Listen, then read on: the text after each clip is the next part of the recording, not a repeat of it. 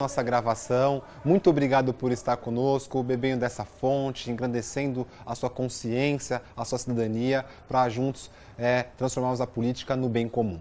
Nesse 7º dia do curso de verão, iremos ter a assessoria de Dom Sebastião Gameleira, falando sobre o tema a crítica profética ao rei, ao templo e ao império, numa perspectiva pastoral, teológica, para a gente engrandecer mais nossa luta e compreender mais as nossas perspectivas de futuras utópicas.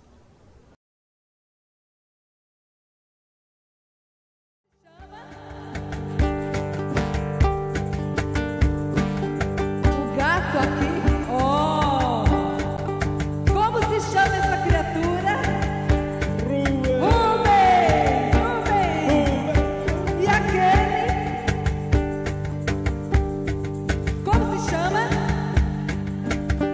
Fernando? É isso aí mesmo, Fernando. Ok, a gente está apresentando a turminha aqui na frente, apelidos.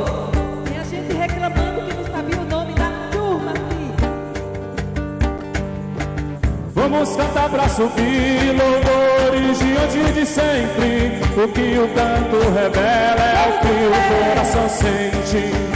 Vamos cantar pra subir louvores diante de sempre. O que o canto revela é o que o coração sente. Lá lá ya lá, lá lá ya lá, lá ya lá, lá ya lá, lá ya lá, lá ya lá, lá lá ya lá, lá lá ya lá, lá ya lá, lá ya lá, lá ya lá, lá ya lá, lá lá ya lá, lá lá ya lá, lá ya lá, lá ya lá, lá ya lá, lá ya lá, lá lá ya lá, lá lá ya lá, lá ya lá, lá ya lá, lá ya lá, lá ya lá.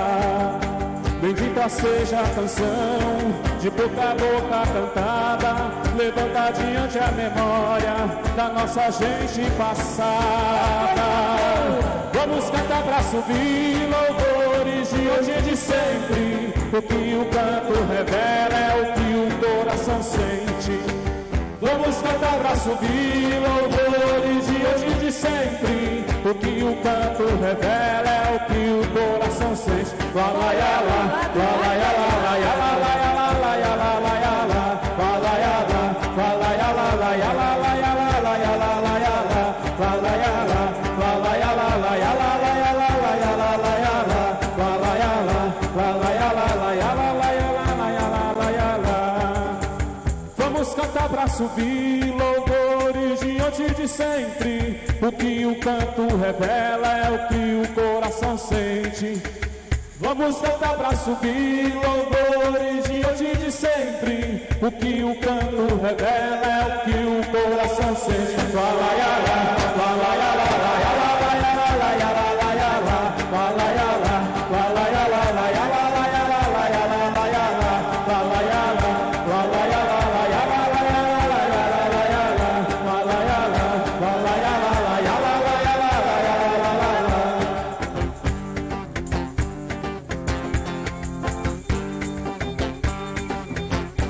Vamos ver qual é o lado mais animado.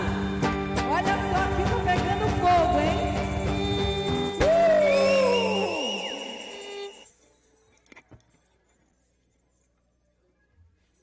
Zezinha, falta Maria. Vamos sentando, gente. Se aquelas pessoas que a gente pudesse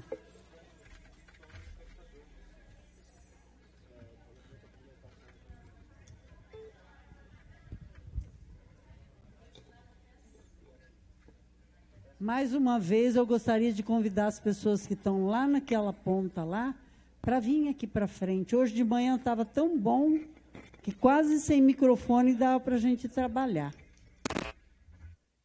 Isso sem falar que fica meio, perde a harmonia, né? A harmonia. Vamos ter coragem, as pessoas vão descendo. Tem, olha, vários lugares aqui, e aqui, ó.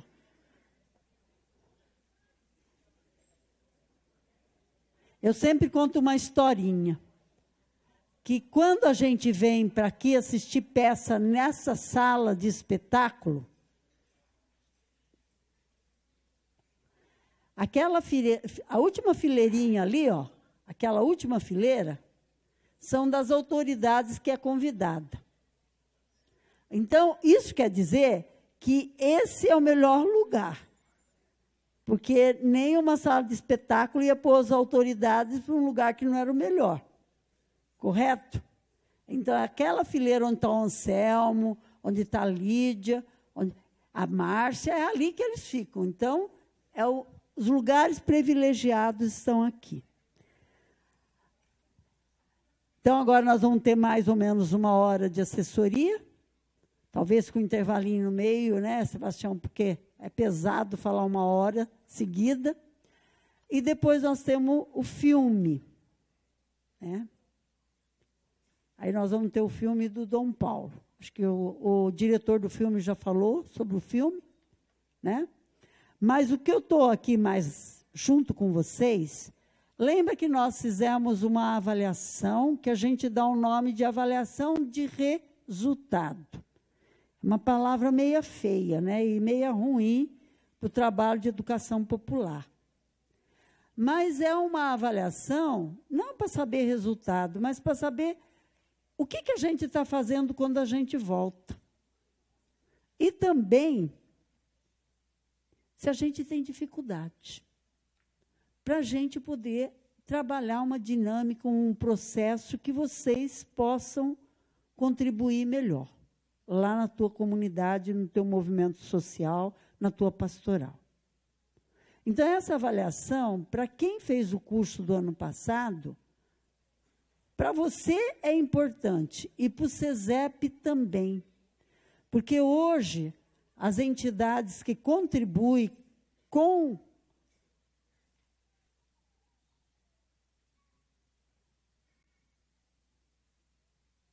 os organismos, com os grupos de educação popular, eles gostam de ter essa avaliação.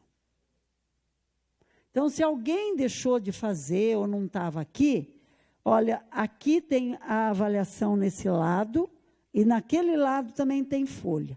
Então, já pega agora, e depois, os monitores parece que já fizeram cada um na sua tenda.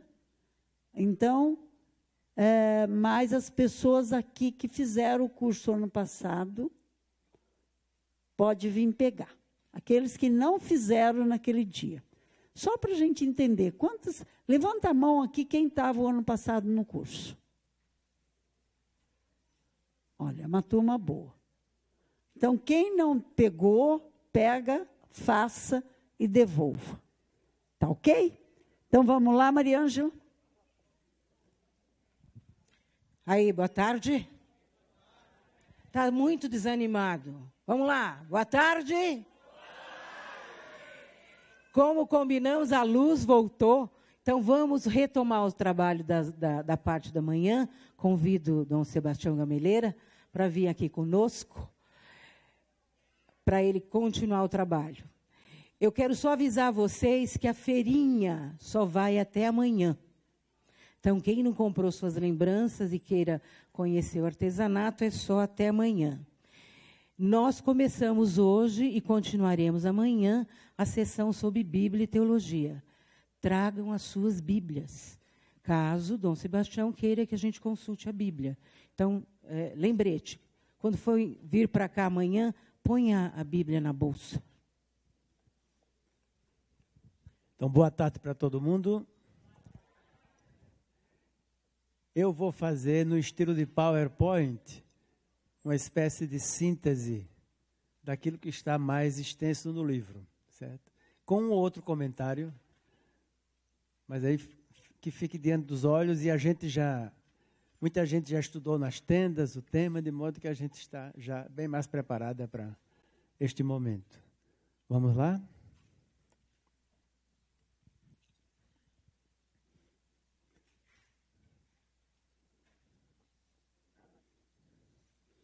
Então, retomo aqui rapidamente alguma coisa que eu disse hoje de manhã. Né?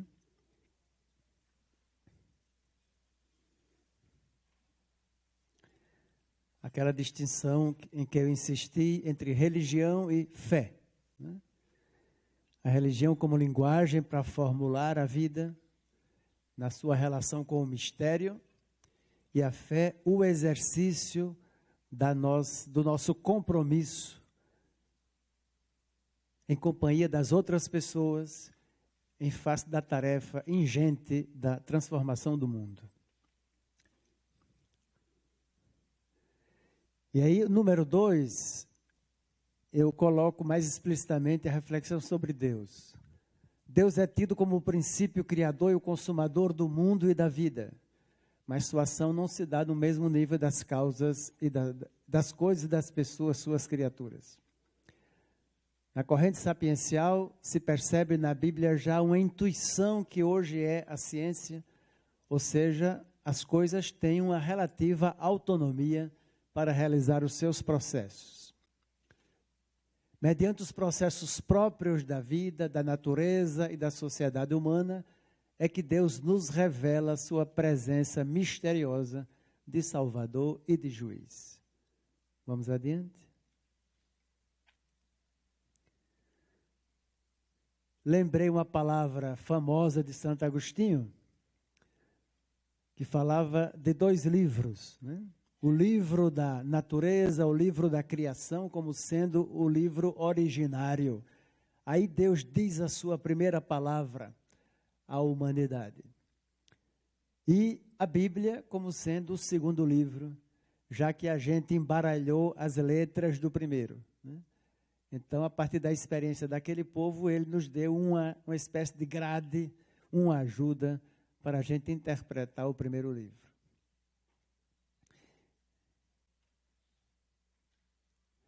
E, como estamos concentrados e concentradas nos profetas, na corrente profética, ter presente que o profetismo é, na Bíblia, uma instância particular de julgamento do comportamento da sociedade, sobretudo grupos e pessoas poderosas, mas também a denúncia e a interpelação, a alienação do povo, né? Vamos passar adiante.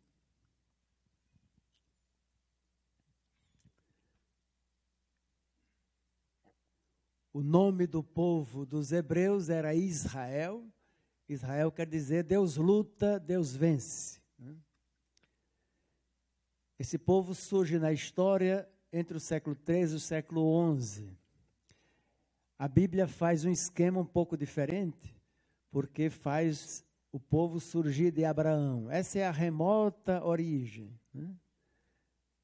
E a gente lendo a Bíblia tem a impressão de que o povo foi o alargamento de uma família, de 12 tribos.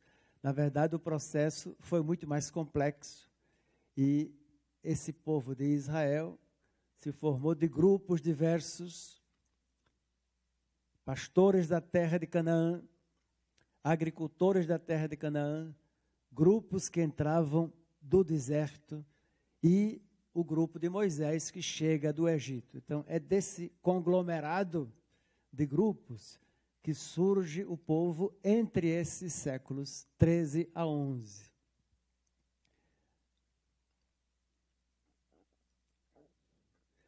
O que é muito salientado pelos historiadores é que esse povo se situa na terra de Canaã e, diferentemente dos outros em redor, que se organizam mais ou menos pela mesma época, é o único que decide fazer uma sociedade sem Estado. Os outros se organizaram em torno de principados. Os edomitas, os moabitas, depois chegaram os filisteus, os amonitas. Quando a gente olha no mapa da terra de Canaã, a gente vê todos esses territórios. E todos são principados. O único que não entrou nessa tradição foram exatamente os israelitas e, em vez disso, formaram um complexo de tribos. O número 12, naturalmente, é um número um tanto simbólico para falar do conjunto do povo. Nem sempre parece que foi tão exato assim, né? Mas, de qualquer forma, foi uma organização em tribos igualitárias, sem Estado central, Quando a gente lê o livro dos Juízes, por exemplo, percebe que quando há guerra dos vizinhos, alguém, um líder carismático, se levanta e conduz o povo para a luta e depois todo mundo volta para o seu rebanho, para a sua roça. E não surge diferença de classes porque a liderança não tem mais do que os outros. Ou seja, a liderança, eu gosto de dizer brincando, enquanto de noite os anciãos se reúnem na assembleia para decidir os assuntos das tribos, porque o regime é patriarcal, no outro dia de manhã estão tirando com todo mundo o leite das cabras, né? Então não estão mandando os outros tirar, mas eles mesmos vão fazer, e de modo que há um sistema igualitário, embora não seja democrático. Democracia é uma coisa moderna, né? O poder político também no tribalismo está na mão dos anciãos. Evidentemente que a Bíblia tem alguns textos que mostram que havia uma grande importância da ação das mulheres, especialmente porque o centro da vida é a casa, né? E na casa era a mulher que tinha o controle, por exemplo, daquilo que a gente chamaria hoje a indústria doméstica. Ou seja, grande parte da economia estava sob o comando das mulheres, das donas porque a casa e a roça, essa separação entre a casa e o trabalho é moderna, né? Antigamente, a roça é a extensão da casa, a casa e a roça. Os produtos eram artesanais, eram fabricados em casa, o cinto, a túnica, a sandália, o leite, a coalhada, tudo isso, o pão, tudo isso era feito em casa. Quer dizer que sob o comando das mulheres. Uma história interessante do Centro-Oeste é que a tribo tem a casa dos homens, que é, digamos assim, o senado da tribo, né? O pessoal me contou lá no Mato Grosso. E ali só entram os homens, as mulheres não entram. Mas acontece o seguinte, os homens se reúnem, fazem a assembleia sobre os problemas, tomam decisões, mas não podem ainda aplicar as decisões. Depois que eles voltam para casa, vão conversar com as suas mulheres e, muitas vezes, tem que se reunir de novo para refazer a decisão, porque as mulheres penderam exatamente em outra direção. E aí eles têm que rever e chegar a um acordo de homens e mulheres nas decisões em relação aos problemas da tribo. Vamos passar para frente? Então, a crítica profética ao Estado, porque num certo momento as tribos entram em crise e surge o Estado, né? E é interessante que é exatamente neste momento que o profetismo vai tomar corpo. O profetismo é uma instância que surge em confronto com o Estado. Seria, digamos assim, a força de oposição, né? Que denuncia, que repreende, que exorta, etc. E o profetismo carrega a herança tribal, ou seja, a memória de pastores e camponeses que têm dificuldade de aceitar o regime monárquico.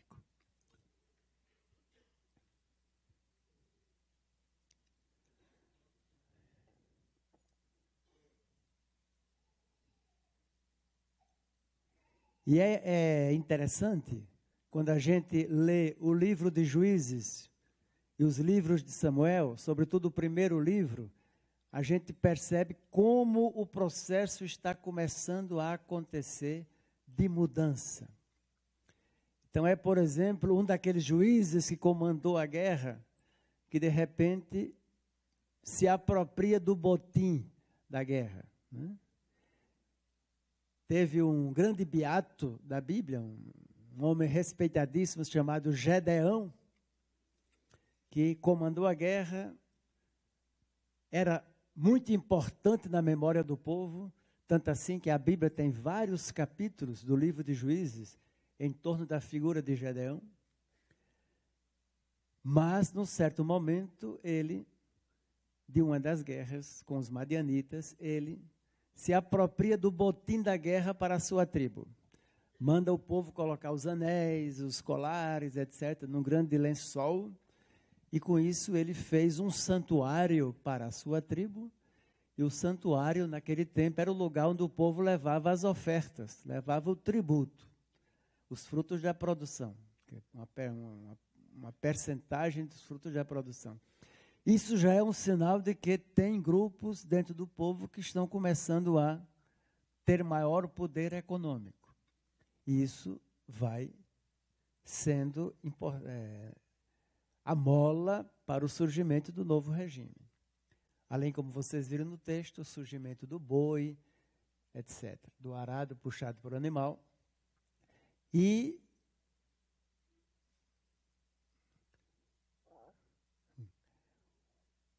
tem um texto chamado A Fábula de Jotão, eu penso que muita gente aqui conhece, que é considerado um dos textos mais críticos da literatura mundial ao poder.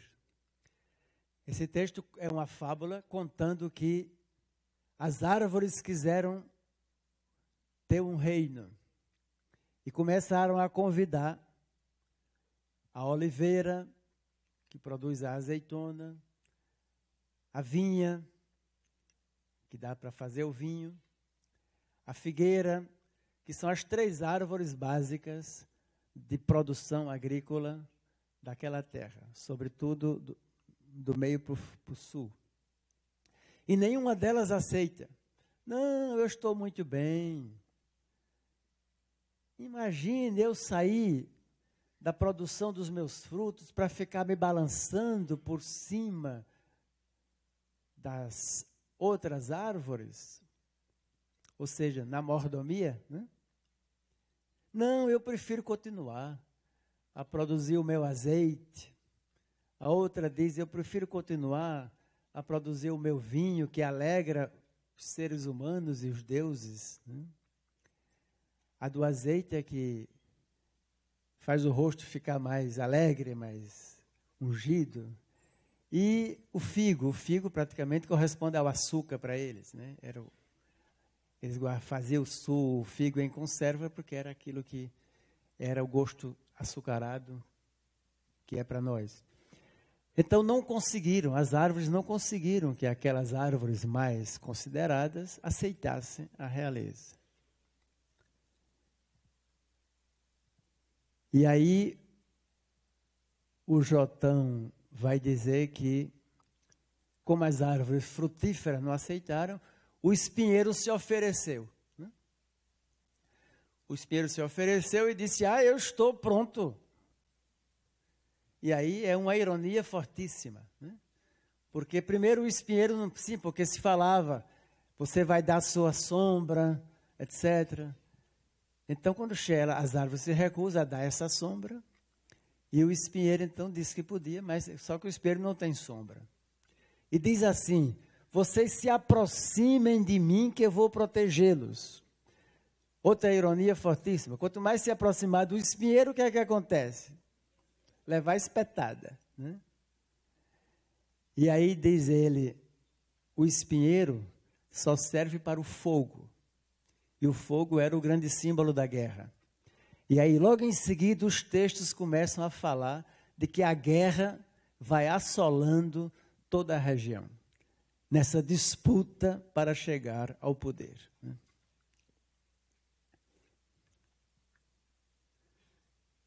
No século VIII, a gente pode dizer que temos o século de ouro da profecia.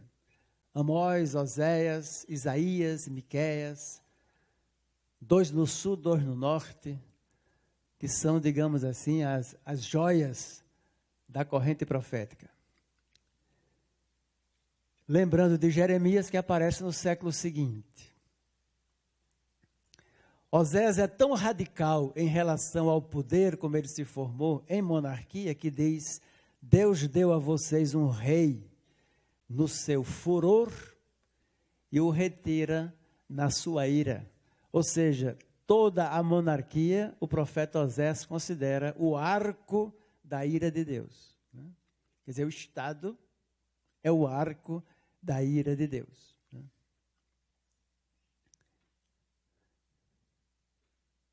Aí eu chamo a atenção de vocês para um dia tentarem ler com calma o livro do profeta Jeremias, que é realmente muito interessante, para a gente ver, inclusive, ao vivo, os conflitos em que o profeta está envolvido, junto ao povo, junto à corte, os vários partidos da corte, a aliança com o rei e o desagrado do rei. É realmente uma trama que é muito interessante acompanhar. Parece que a gente está lendo uma história desses dramas políticos a que a gente está acostumado, né?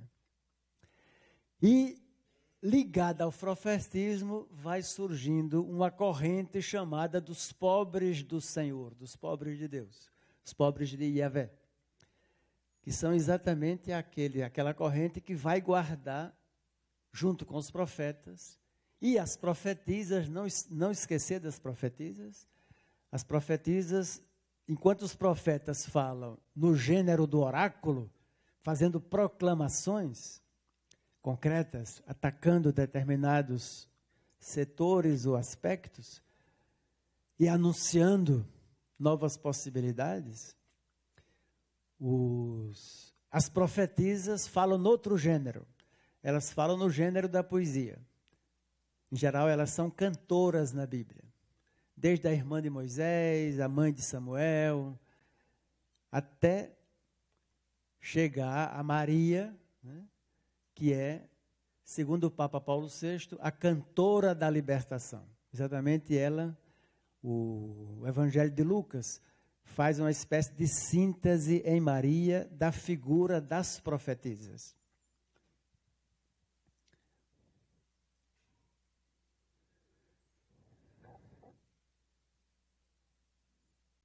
Sim, então, no número 7, faço lembrança de que o período do exílio na Babilônia, no século VI para o século V, né, foi um período muito interessante, porque foi a grande decepção com todas as instituições.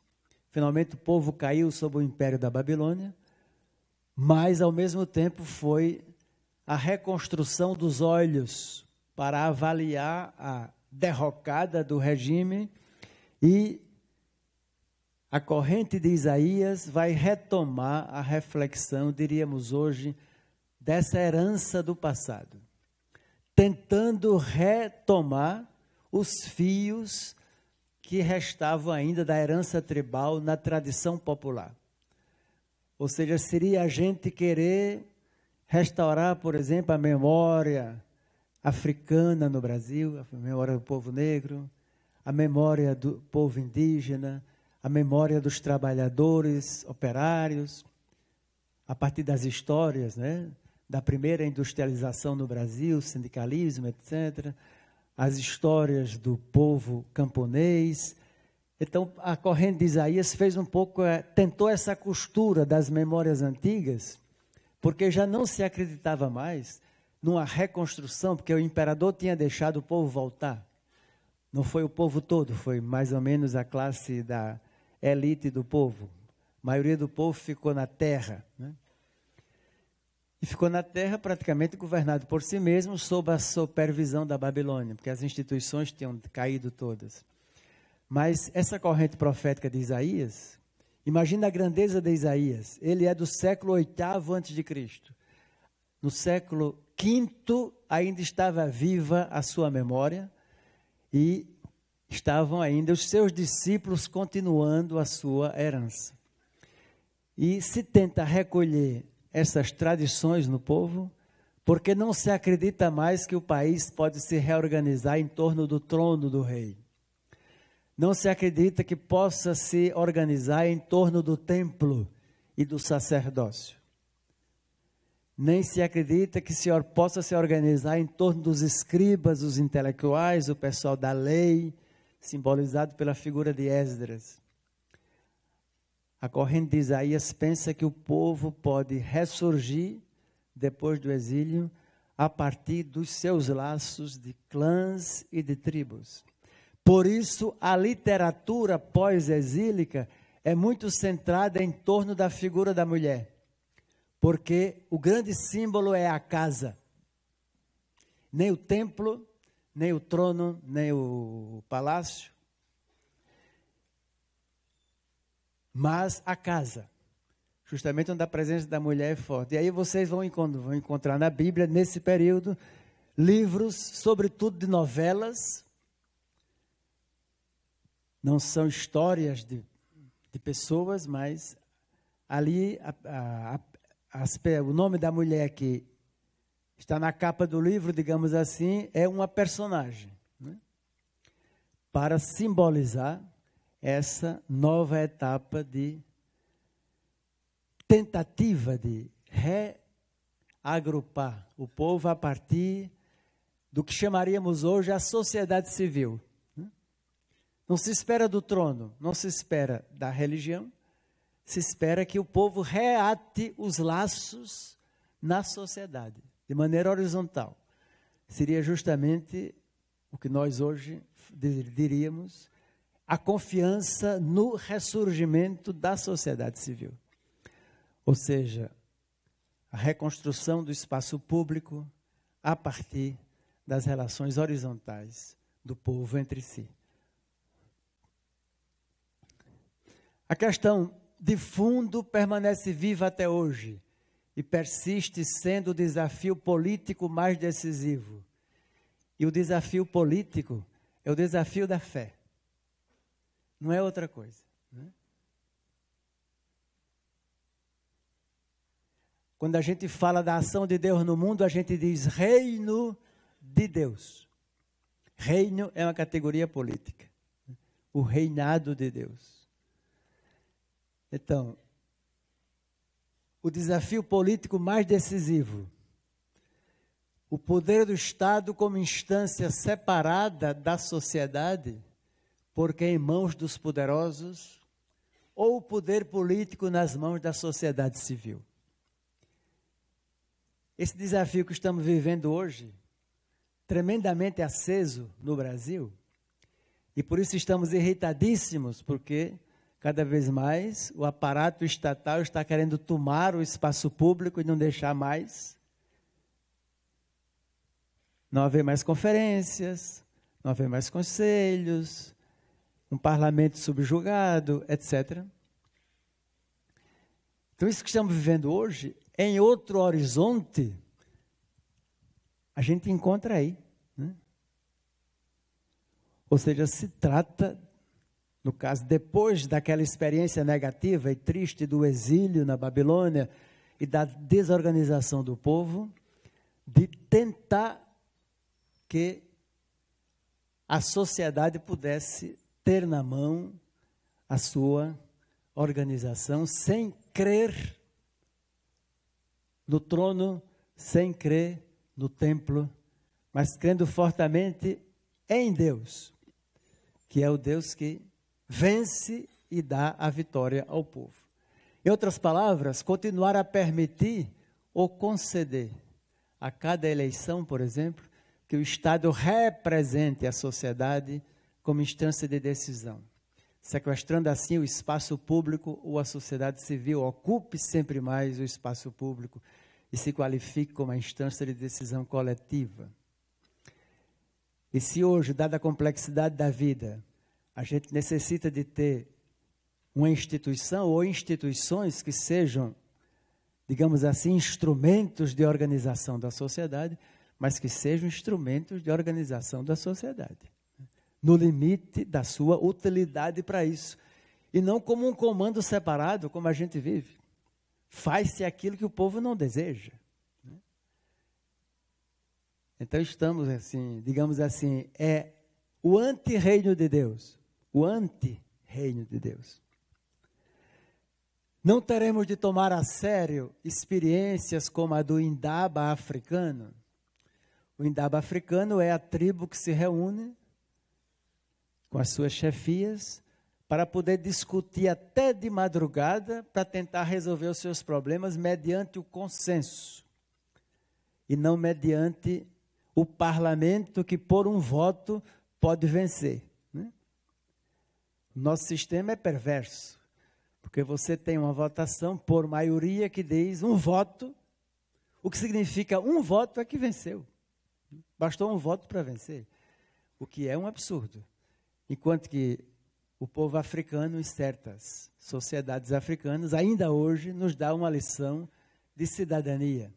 Tanto que houve uma Assembleia Mundial dos Bispos da Igreja Anglicana, e o anglicanismo estava numa tensão muito grande em relação à atitude da Igreja na direção das pessoas homoafetivas, né? Tanto homens como mulheres. Então, estava uma tensão muito grande. Certas igrejas, num debate muito forte, com uma cultura que tem dificuldade de aceitar esse modo de viver das pessoas, outras culturas bem liberais. Então, era um debate que parecia que a igreja ia quebrar. E havia uma expectativa da imprensa mundial de acompanhar a conferência do Episcopado Anglicano Mundial, na expectativa de que, pronto, finalmente, a comunhão anglicana, que foi unida até hoje, vai se despedaçar. E aí o arcebispo de Cantuária teve uma sabedoria incrível e disse: nosso método de debate nesse tipo de assembleia é sempre parlamentar, de acordo com o parlamento, concepção de parlamento ocidental.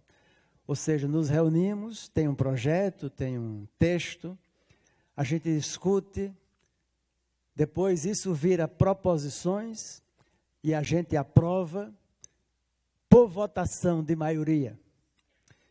E não dá para fazer mais assim. O que a gente tem que fazer aqui é dialogar, dialogar e dialogar.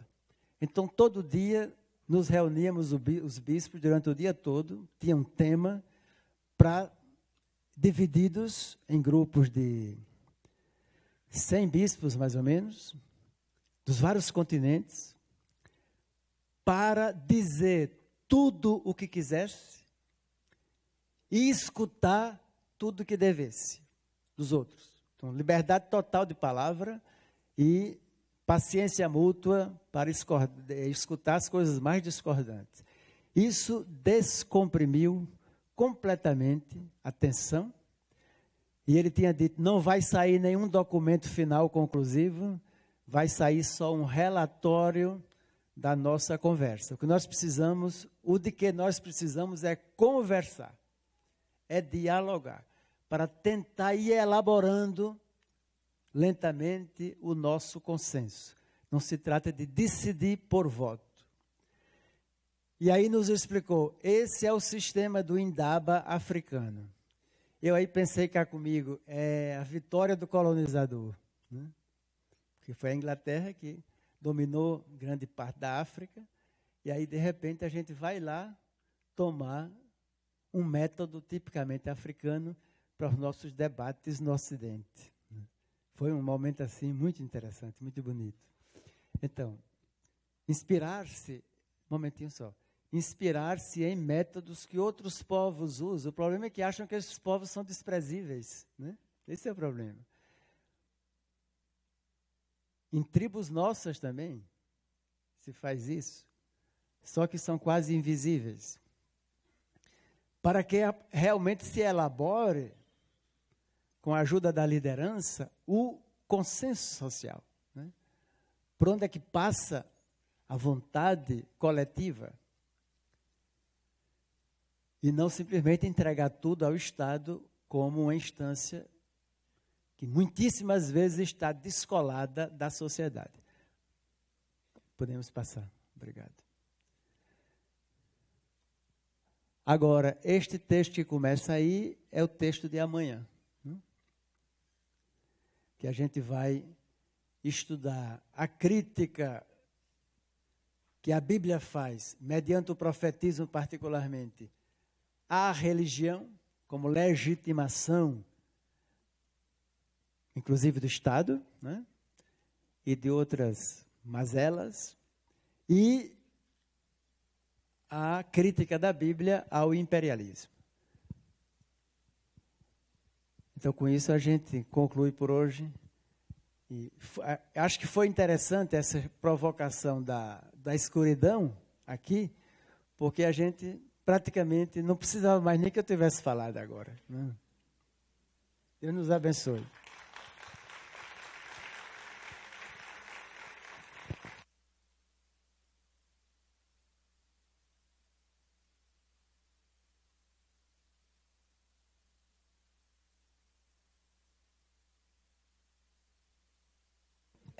Som. Pessoal, nós vamos daqui a pouco passar o filme. Eu acho que a gente poderia, o povo aí da animação, nos animar um pouco, né? Que eu estou vendo que o povo assim está meio desanimado.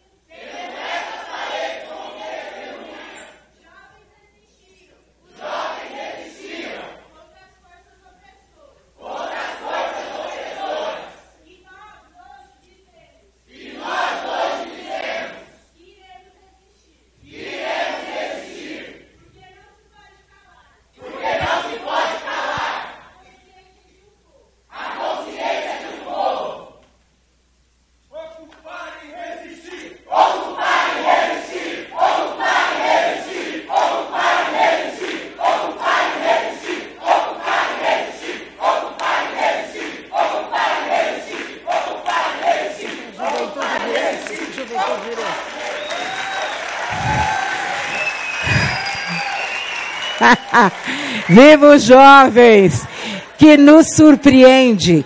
Esse povo lindo é da tenda de Juventude e Direitos. Vamos dar uma salva de palmas para esse povo lindo. Gente, vocês querem me matar de susto? É quase que...